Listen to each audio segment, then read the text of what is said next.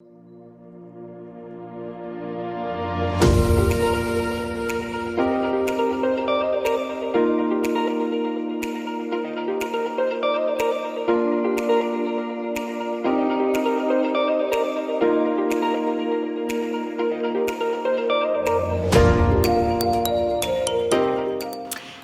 Geoffrey.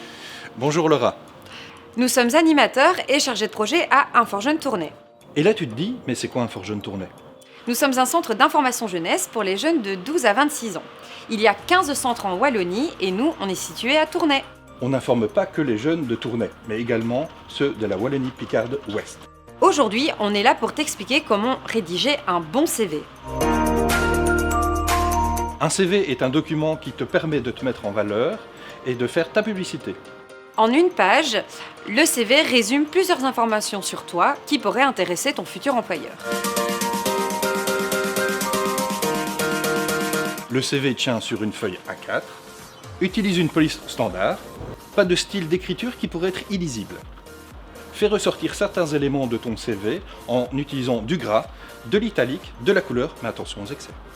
Et une orthographe irréprochable. S'il y a des fautes dans ton CV, ce sera directement à la poubelle. N'oublie pas d'aérer ton texte. Les informations qui sont les unes sur les autres, ce n'est pas du tout attractif. Et n'oublie pas d'organiser tes paragraphes entre des paragraphes courts, des paragraphes plus longs. Aère bien ton texte.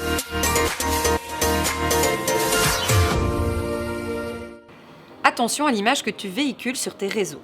La plupart des employeurs n'hésitent pas à vérifier qui tu es, ce que tu fais pour en apprendre un peu plus sur toi. Elle n'est pas obligatoire, mais permet à ton futur employeur de mettre un visage sur ta candidature. Il est important d'indiquer ton adresse email correctement.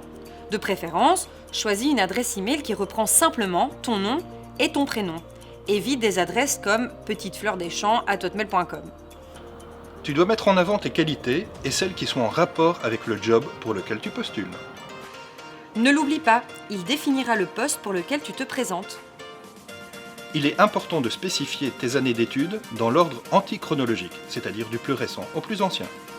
Précise tes missions et tes tâches réalisées pour chaque poste que tu as occupé. Un travail domestique est aussi une expérience, par exemple le babysitting, les aides ménagères, etc. Si tu utilises des logiciels de traitement de texte, de graphisme, etc., n'hésite pas à le spécifier.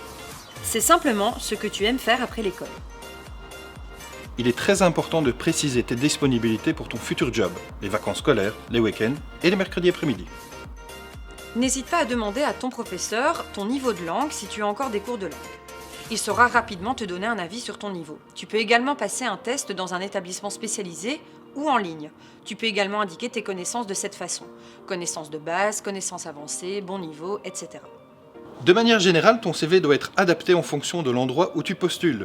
Il faut donc mettre en évidence les éléments qui pourraient être importants en fonction du poste auquel tu te présentes.